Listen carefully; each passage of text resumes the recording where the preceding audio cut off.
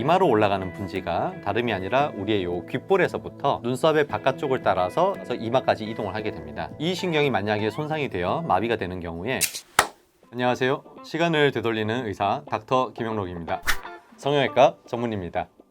오늘은 저한테 이마 거상을 상담 오시는 분들께서 제일 많이 여쭤보시는 게 원장님께서는 이마에 절개를 3군데 넣으시나요? 아니면 5군데 넣으시나요? 많이 넣는 게 좋은가요? 이런 것들을 많이 물어봅니다. 저는 기본적으로 이마 거상 수술의 가장 스탠다드 방법인 5군데 절개, 즉 이마의 정중부와 옆에 2군데 그리고 관자놀이에 2군데 넣는 총 5군데의 절개를 넣는 이마 거상법을 소개하고 있습니다. 특히나 이 3군데 절개를 넣느냐 5군데 절개를 넣느냐의 가장 큰 차이점은 바로 관자놀이 부위에 절개를 넣느냐 마냐인데요. 이 관자놀이에 절개를 넣는 가장 큰 이유는 측두부라 불리는 관자놀이 부위의 박리가 중요하기 때문입니다. 그래서 오늘의 주제는 이마 거상을 할 때 측두부 박리, 즉 관자놀이 부위의 박리가 왜 중요한지에 대해서 저와 함께 알아보도록 하겠습니다.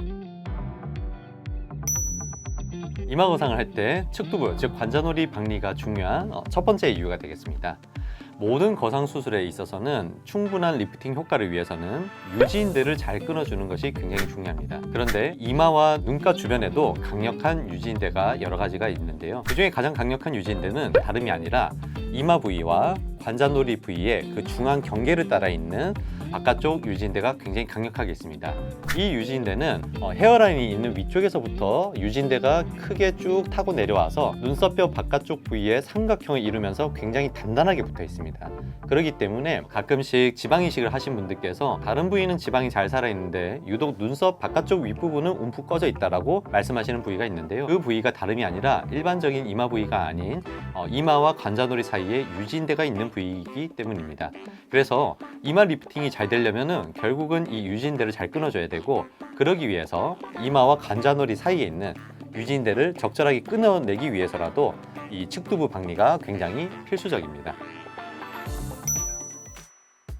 이마 거상에서 측두부 박리가 중요한 두 번째 이유는 다름이 아니라 안면신경의 손상을 피하기 위해서입니다. 안면신경은 크게 5가지의 분지가 있는데요. 그 중에 이마로 올라가는 분지가 다름이 아니라 우리의 요 귓볼에서부터 눈썹의 바깥쪽을 따라서 쭉 타고 올라와서 이마까지 이동을 하게 됩니다. 이 신경은 감각신경이 아닌 운동신경이 되겠고요. 이 신경이 만약에 손상이 되어 마비가 되는 경우에 우리가 눈을 크게 뜨기 위해서 이마를 이렇게 쓸 때 손상이 된 쪽에 한쪽 이마 주름이 생기지 않는 안면신경 마비가 나타나게 됩니다. 그런데 이 안면신경의 이마 가지가 올라오는 과정에서 측두부에서 아까 말씀드린 유지인대를 넘어서 이마로 들어오기 때문에 교과서적으로 보면 이마 쪽에서 측두부 쪽으로 박리를 나갈 때는 자칫하면은 안면신경의 손상의 위험도가 높고요. 반대로 측두부를 박리한 다음에 이마 쪽으로 넘어오는 경우에는 신경이 이동하는 층보다는 훨씬 아래쪽에서 박리가 이루어지기 때문에 훨씬 더 자연스럽고 그리고 안면신경의 손상을 줄일 수가 있습니다. 만약에 이 안면신경이 한번 손상된 경우에는 영구적인 이마 움직임에 대한 비대칭이 오기 때문에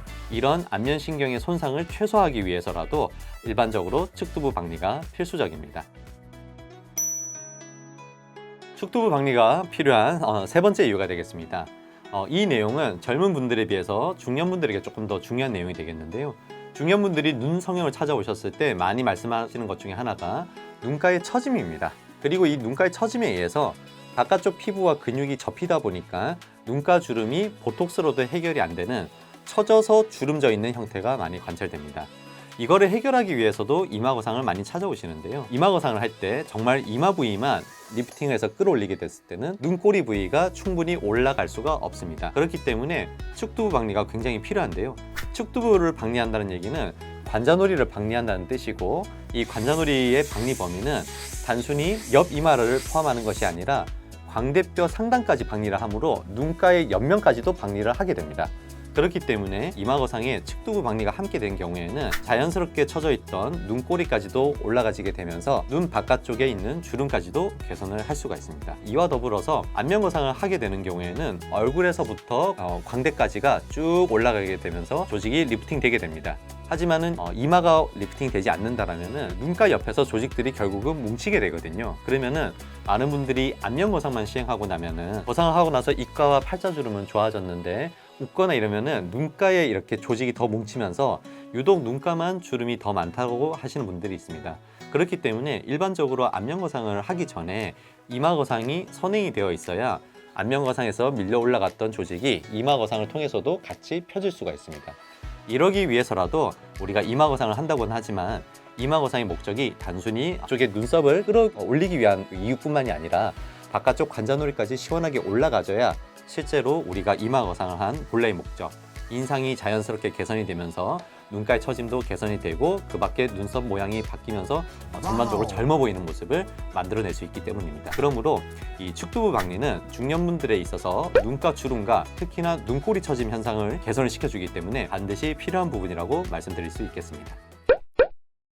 오늘은 제가 이마 거상에 있어서 특히 관자놀이와 축두부 부위에 박리가 중요한 내용을 말씀드렸습니다. 축두부 박리를 충분하게 하기 위해서는 어쩔 수 없이 바깥쪽에 절개창이 하나, 두 개 정도가 더 있기 때문에 스탠다드한 방법인 5개의 절개창이 필요한 이마 거상술을 하게 되는데요. 가끔씩 이제 환자분들께서 추가로 이제 흉터가 2개나 더 생기는 거에 대해서 많이 걱정하십니다. 하지만은 크게 걱정 안 하셔도 되는 이유가 축두부 박리 같은 경우에는 절개선이 구렛나루의 위쪽 부분에 머리 결을 따라서 제가 절개를 약 1.5에서 2cm 정도 넣기 때문에요. 그 정도면은 손가락으로 마디로 치면은 한 마디에서 한 마디 반 정도의 크기입니다. 그리고 이 부위에 있어서는 제가 모낭을 손상을 최소화하기 위해서 주의를 기울이고 있기 때문에 실제 수술을 하고 나서 바깥쪽에 2군데 절개가 더 있다 해서 이것이 뭐 땜빵으로 보이는 탈모가 있다던가 흉터가 더 많이 보이는 것 때문에 걱정돼서 경과 때 저한테 막 컴플레인 한다던가 불편하다고 말씀하시는 분은 사실 지금까지는 없으셨거든요. 그러시기 때문에 이 효과적인 수술의 결과를 위해서 축두부 박리를 위해 필요한 이 바깥쪽 절개에 대해서 너무 큰 부담을 가지지 않으셨으면 좋겠습니다. 이상으로 오늘 이마 거상을 할 때 축두부 박리가 왜 꼭 필요한지에 대해서 말씀을 전해드렸고요. 다음에도 이마 거상과 또 다른 항노화 수술의 다양한 내용으로 찾아뵙도록 하겠습니다. 다음에 또 만날게요. 안녕.